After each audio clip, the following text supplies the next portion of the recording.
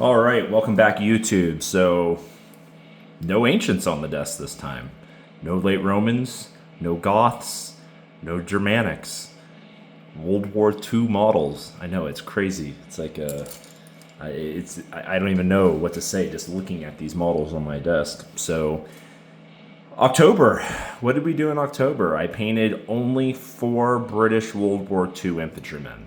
No, I did not. I did some other things in October. I had to go out of town for like a week and a half, like 10 days essentially, across the country to Pennsylvania. So I obviously didn't get to paint during that time.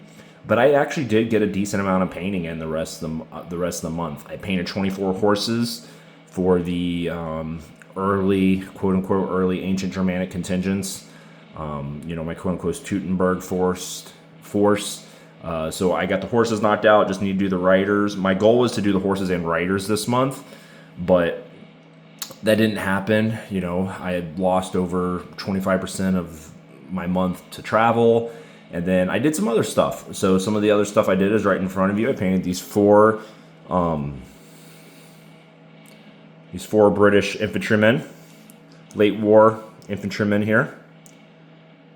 These are actually the Victrix Siocast guys. So they released a limited run of four models. They were Siocast resin, and I have painted them to go with my British Army. So, and the reason why I painted them to go with my British Army is this last weekend I played a game of Battle Group in 28mm nonetheless. It was a platoon-sized game. I think we squeezed like 690 points out of each of our forces, which was essentially like everything we had for our respective armies. We probably just should have since our first game, I have like this big problem of just having to do the biggest fucking thing possible. It's like I gotta lift the heaviest weight I can lift. I gotta, my wife has to have the biggest butt possible. I have to have the biggest miniature game I can do. It doesn't matter. Like, it has to be bigger. I have something wrong with me. I probably need therapy, but fuck that. So I wanted to get these painted for my game, and it didn't work out. I got them primed, and I was like, it's 4 miniatures. How long can it take? It only took 2.5 hours to paint these 4 guys. It didn't take very long. I'm pretty happy with the results. But I also spent time painting some terrain out of the pile of shame. So I had a few I had a few resin printed buildings that I wanted to play with the game, because I already have about 65 British infantry painted up. So I did need a little bit more, especially officer figures. Like, he would have came in very handy. But I didn't get them painted up, but I did paint on some terrain for the game, which made the game a lot nicer. I'll show off the terrain after I talk about Battle Group. I really like Battle Group. It's kind of like an amalgamation of Bolt Action, Flames of War, and Chain of Command all into one. And I say that because the game's pretty easy to play. It has a lot of the same mechanics as Bolt Action, but it's way more historical. The army lists are more historical. You just can't be like, I'm going to bring 6 squads with all STG 44s and, a bunch of cheese shit. Like, Bolt Action's pretty cheesy. We all know that. I don't know about version 3, haven't played it, not going to play it. But version 2 and version 1, pretty cheesy. It's meant for competitive play. There's not a lot of historical flavor in it. It is what it is. Same thing with Flames of War. Now, on the flip side, you have Chain of Command, which is extremely detail-orientated, historically flavored, but it really doesn't scale well into larger games. You're not doing more than a platoon plus force game on that. Especially in 28mm. So I feel like with Battle Group, you get kind of the best of the both worlds. The artillery system is pretty complicated. The artillery and aircraft system is pretty complicated. We still need to kind of wrap our heads around that. I think we were messing that up a little bit. But everything else is pretty much shooting is straightforward. I like that there's a suppressing mechanic, an actual suppressing mechanic. That you can have your guys do suppressing fire. You can use HE rounds to suppress tanks. AP rounds do not do very well killing infantry, as they shouldn't. So, like, those are all things that I think contribute to a better World War II experience, right? Because in World War II, the weapons made the war. And if you don't have rules that reflect the different characteristics of the weapons and how they were employed, then the rules are just going to be generic and they're not going to be that fun in the long term. So I want to play another game. I want to play another game really soon, actually. So we'll have to see what Home Skillet is able to do. So I actually want to paint more. I'm like on the verge of just splurging out and buying some more stuff. I have more or less an entire commando army to paint up for the Brits too, but I don't know if I'll start on that. I still want to work on the ancient Germanics a lot, but I figured this was a good little break. And man, they paint up so much faster. Like these guys, I painted them up in like 2.5 hours, like no time whatsoever. So definitely want to do some more gaming though. So I'll pause and I'll show some of the little rinky-dink printed buildings I did, and then maybe I'll pan to the horses real fast. All right, so this is one of the buildings, and like I said, this is just a 3D printed building. I just painted it up real fast.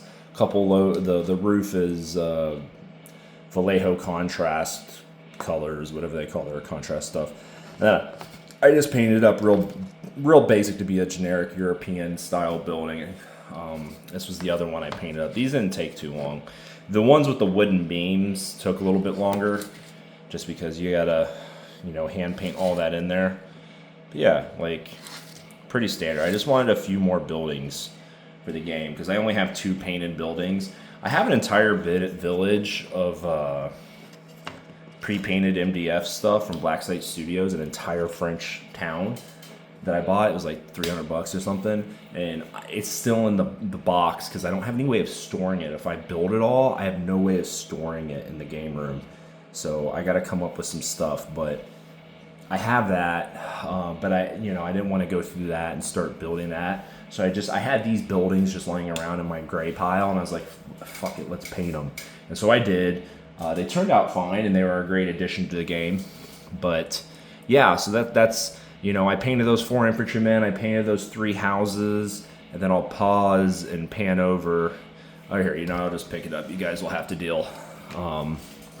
So this is more or less what the table looked like. The Brits are, all the British vehicles are still dead. As you can see, there's a Sherman tank graveyard and a little Stuart that met its maker. Somehow the Bren carriers, even though at the end I just charged them in, they somehow didn't die. And thank God my Ford HQ Cromwell did not die. Thank God. I don't know how. It got shot at like 10 times. Because he had a Tiger on the field. He had a lot of armor. He had a Tiger, a Panzer IV, a Stug, and a Hetzer. And I was able to kill the Panzer IV with my Cromwell. I was able to kill the Stug with an off-map artillery barrage. And I did a decent job of keeping the Tiger pinned with HE fire from the other tanks. So that was okay.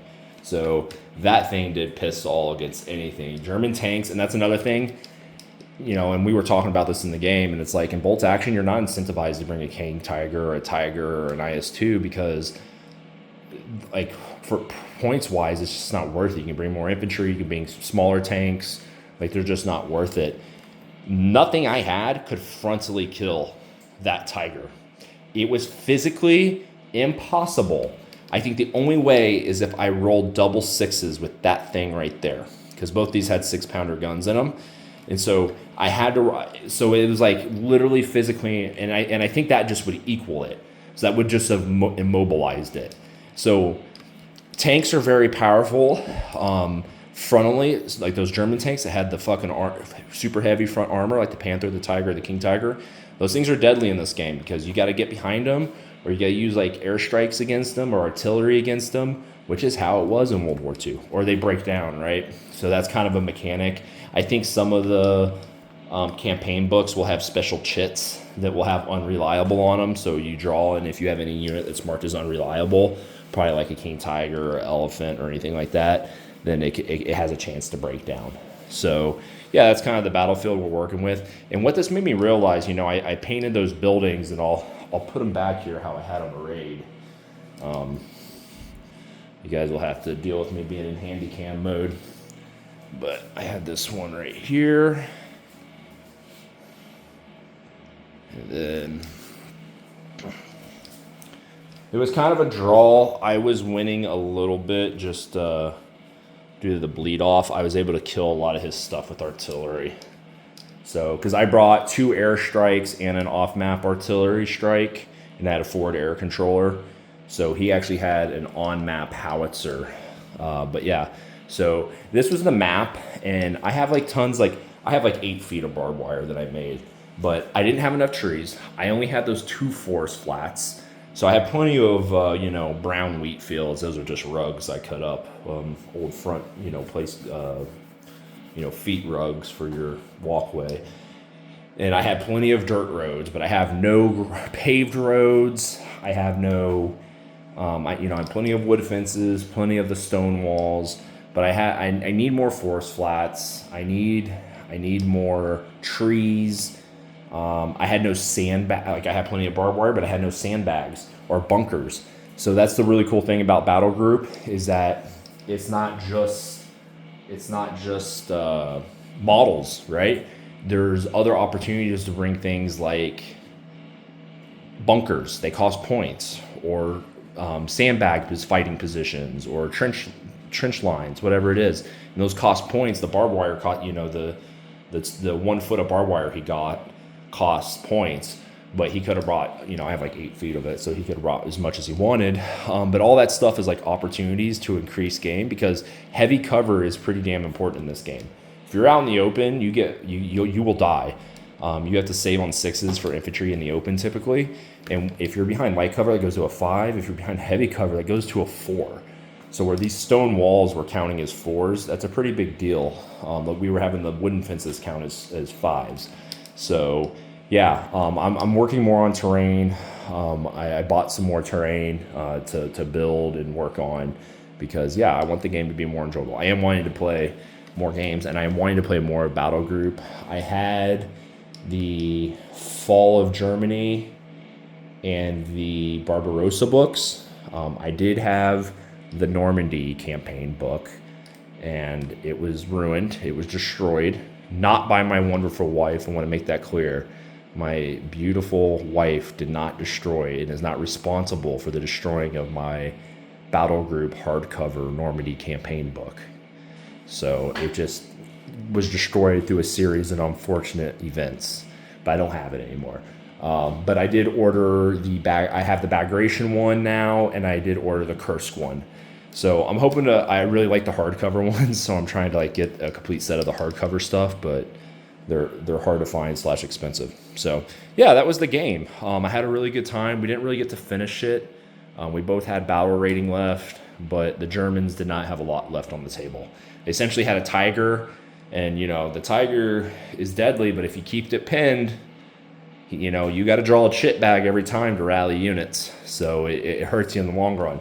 So pinning is a very, very useful mechanic in this game. It's not just like a little meme that it is in bolt action. So yeah, pretty cool. And then I'll just pan over here. I showed these guys off in the last video. These are my miniature cases, guys, some of them at least. So we just got some stuff in there. These are the Saxon Goth guys I showed off last time. And then here's the 24 horses in front of the trireme, of course. So I painted those in just a mix of grays, whites, and browns. Or grays, blacks, and browns. No white horses in this group. So yeah, they're in there. So we'll start working on the riders. I'll kind of sit up here just so you guys have something to look at. But yeah, so that's it. I'm still going to work on the ancient project. I'd really like to finish the ancients up by like February of this year. At least I want to finish the Germanics by January, the Goths and the early Germanics. I got about 200 left to paint. So I don't know if I can do that. I'm gonna try really hard because I would just like to finish it, and so that way I have a complete Gothic Saxon force and then a complete early Germanic force that I can do with like early Imperials, late Republican stuff. But we'll see because once I'm done and once I have 250 per army on those, I'm gonna be done. Like I'm gonna be capped out on the Germanics. That'll cover my Germanic needs. But then I do want to paint another 100 or so late Romans. And once I'm done with those, because I don't have any siege weapons, I still want another Legion unit. I still want another auxiliary unit. And I still want a couple units of cav. So once I do that, I'll be pretty happy with the late Roman period. That'll be over 500 miniatures for the late Romans. It's over 400 now. I mean, that's a pretty large army for anything you want to do. I usually, my armies end up being around 500 miniatures each, so that'll be good. And I won't paint any more late Romans after that. I like the period, but not that much. So, because it would be nice to pivot on to some World War II stuff. Yeah, it was really cool playing World War II. It's what got me into 28 millimeter war game. It's what got me into wargaming period first. I started out in Flames of War and moved on to bolt action. So I've always had a soft spot for World War II. I love the history. This is my bookshelf covered in miniature freaking crap, but half of those books are World War II books. So definitely love learning about the period and modeling it and gaming it. So that's our painting update for this month. I just wanted to keep at least a monthly cadence here. It's I definitely say I am motivated to paint now. A lot of people say their motivation is tied to gaming. I think that's half true with me. I think my motivation is either tied to gaming or a massive project. And when I got into the Strasbourg deal, that was a huge motivating factor because I knew I had this big game and I wanted it to be nice. So likewise, now I'm like really motivated to paint because I just gamed. So we'll just keep on painting. And hopefully I do get a week and a half off for Christmas where I work. So I'm hoping, and I'm not going anywhere this year for Christmas, so I'm hoping, honestly, if I could paint 100 miniatures in December, that would be great, because then I really could finish out the Germanics and Goths. So, but that's a little bit down the road, to be seen. So, until next time, guys, keep on gaming and keep on painting.